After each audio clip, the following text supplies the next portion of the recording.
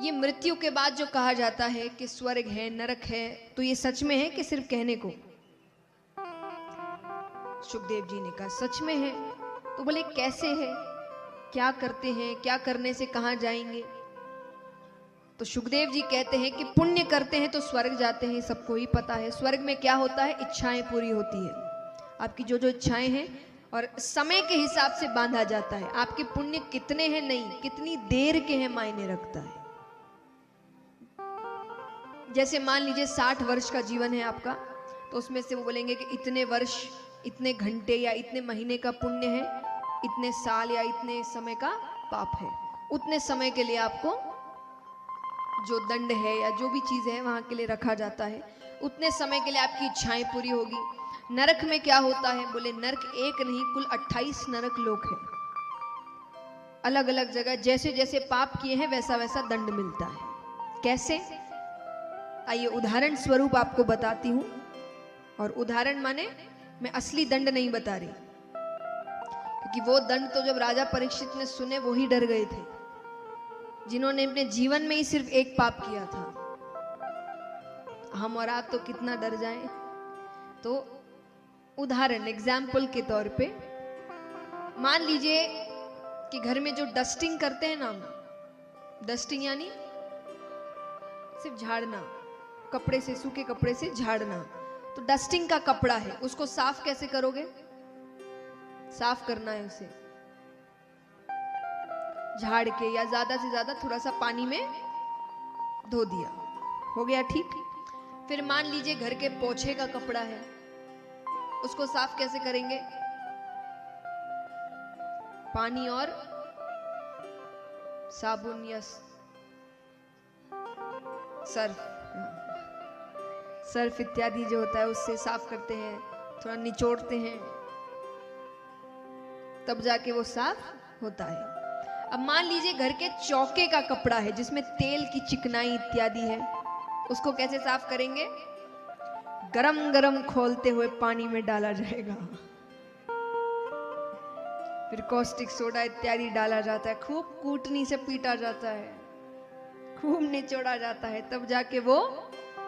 तो जैसा कपड़ा वैसी सफाई, जैसे पाप वैसा दंड। जैसे पाप करोगे वैसा दंड दिया जाएगा। राजा परीक्षित तो बड़े डर गए।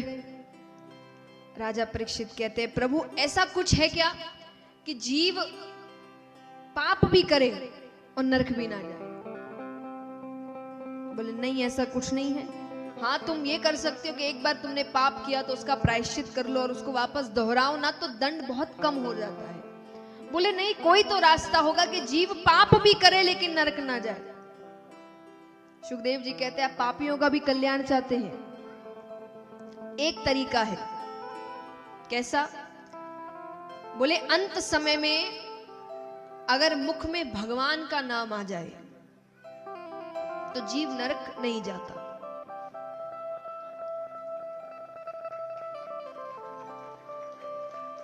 तालियों से मतलब ये नहीं कि ये बहुत आसान है। कितने तो यहां बैठे होंगे सोचेंगे हो गया हमारा काम।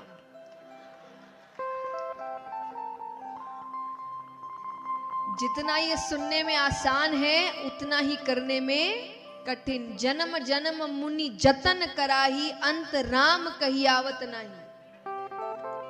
बड़ी कोशिशें की है लोगों ने, पर अंत में सबसे पहली चीज तो जो मैंने कल बताया कि अत्यंत पीड़ा होती है, ध्यान कहीं नहीं जाता। और दूसरी चीज, अगर थोड़ा ध्यान इधर उधर हो भी जाए तो ध्यान कहाँ होता है? पत्नी से मिल लूं या पति से मिल लूं, बच्चे से मिल लूं, माँ बाप से मिल लूं, रिश्तेदारों से मिल लूं, ये कर लूं, वो कर लूं, वो कर लूं। तो पूरा ध्यान इन्हीं चीज, भगवान दूर दूर तक किसी के ख्यालों में नहीं आते। तो महाराज, लेकिन ये सच है, अंत समय में भगवान का नाम ले लो तो नरक नहीं जाते। लेकिन अब हम सांसारिक लोग हैं, बिना सबूत के कोई चीज मानते नहीं। तो राजा परीक्षित ने कहा कि कोई सबूत है या किसी के साथ ऐसा हुआ है? सुखदेव जी कहते जरूर हुआ है। कन्नौज नगरी में एक ब्राह्मण रहते थे उनके एक पुत्र हुआ जिसका नाम था अजामिल। क्या नाम था? अजामिल। बचपन से अच्छे कार्य करते, पिता भी उनके भगवान को बहुत मानते। अब एक दिन बच्चा खेलते खेलते वन की ओर जाता है। वहां उसने एक शुद्ध दंपत्ति को संभोग करते हुए देख लिया। बुराई मन में प्रवेश, बाल हृदय है, कोमल हृदय है, हर चीज का समय होता है, हर चीज को समझाने का एक समय होता है। और कहते हैं ना कि बुराइयां या अवगुण ये चुंबक की तरह होते हैं। एक अगर आ गया तो वो अपने भाई बंधों को बुला ही लेता है। तो एक बुराई प्रवेश करते उसमें सब बुराइयां आने लगी। अब मदिरा पान करना, अब वो करने के लिए पिता से कैसे पैसे मांगे? चोरी करना। तो धीरे धीरे सारी बुराइयां प्रवेश कर गई। पिता की मृत्यु हो गई, चोरियां डकैतियां बनी, बड़ा सा महल खड़ा किया, खूब स्त्रियां सारी अपने साथ रखने लगा। अब कुछ समय बाद उसी नगरी में एक ऋषिगण 100 वर्षों की तपस्या करके उठते हैं, ऋषि। तो उन्होंने इस नगरी में आकर पूछा कि यहाँ किसी ब्राह्मण का घर है क्या? मुझे एक रात बितानी है। सबने कहा घर तो है पर वो ब्राह्मण कहलाने योग्य नहीं है। सिर्फ ब्राह्मण कुल में पैदा हो जाने या किसी भी कुल में पैदा हो जाने से आपको वो बना नहीं देता, आपको वैसे कर्म करने पड़ते हैं। ये पदवियां हैं। कितना ये जात पात, ये पदवी है। आपको गुरु तब माना जाता है जब आप गुरु जैसे काम करेंगे। काम ही नहीं करेंगे तो क्यों मानेंगे? फिर तो हर एक इंसान जैसा सब कोई है वैसे ही है आप। लेकिन ये पदवी है, कब मिलती है? जब आप वैसी शिक्षा ग्रहण करते हैं, वैसे काम कर्म करते हैं। तो उन्होंने कहा ब्राह्मण है पर कहलाने योग्य नहीं। उन्होंने कहा मुझे क्या करना है? मुझे एक रात बितानी है। ठीक है, जाते हैं, एक कमरा मांगा। उसके पास इतना बड़ा महल, दे दिया एक कमरा उसने। पूरी रात, अब सिद्ध ऋषि थे, उन्होंने सब कुछ समझ लिया, कौन है, क्या किया इसने। सुबह उठते हैं, जाने लगते। जाने से पहले कहा तुमने मुझे स्थान दिया रहने को, अगर कुछ वरदान मांगना चाहते हो, कुछ वचन चाहते हो। उसने कहा मेरे पास सब है, जाइए आप, हो गया। उसने कहा ठीक है। ऋषि कहते एक और बात मानोगे मेरी? कौन सी बात? तुम्हारी पत्नी को अभी 10वां गर्भ है, तुम्हारे संतान होने वाली है। बोले हाँ। तो बोले उसका नाम नारायण रखना। क्या रखना? उसने कहा ठीक है। चले गए। वो बालक ही होता है, तो उसका नाम जैसे उसने वचन दिया था उसने रखा नारायण।